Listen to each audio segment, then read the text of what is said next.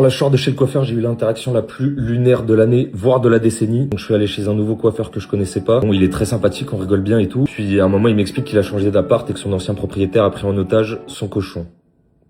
Là, je suis en fou rire, j'ai des larmes qui coulent sur mes joues. Je l'entends pas rigoler, donc je me rends compte que c'est pas du tout une blague. Je l'aperçois dans le retour du miroir, il est comme as. Donc j'essuie mes larmes et je me rappelle qu'il a un ciseau en main et que j'ai pas particulièrement envie de finir dans les faits divers, ni sur le blog de Aquababe ou Jeramstar. Le ref est extrêmement triste, il est à fleur de peau. Et à force de discuter, je comprends que ça fait 2 mois qu'il a pas revu son cochon parce que le proprio veut pas lui rendre.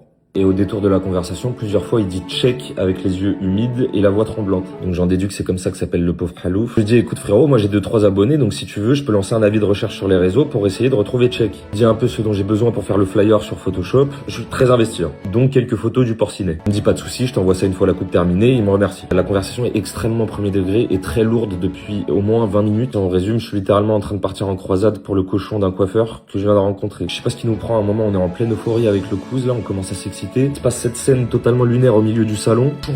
Cochon, chèque de cochon. Là les gars, à ce moment-là, je suis pris d'une lueur de lucidité. Tout est en train de s'aligner, je comprends enfin ce qui est en train de se passer. Ce que je vous ai pas précisé, c'est que ce nouveau coiffeur est vietnamien et qu'il a un fort accent. Je comprends que ça fait une demi-heure que je pars à la guerre pour un cochon qui n'existe pas. En fait, pour mon coiffeur vietnamien, mon cochon, c'est ma caution. Et le cochon s'appelle pas chèque, c'est le chèque de cochon. Une fois le quiproquo levé, on a pu parler pendant un quart d'heure, le silence était d'une lourdeur. Maintenant question, est-ce que c'est un move de raciste ce que j'ai fait? Je crois que je me suis dit qu'il pouvait avoir un cochon parce qu'il était justement asiatique.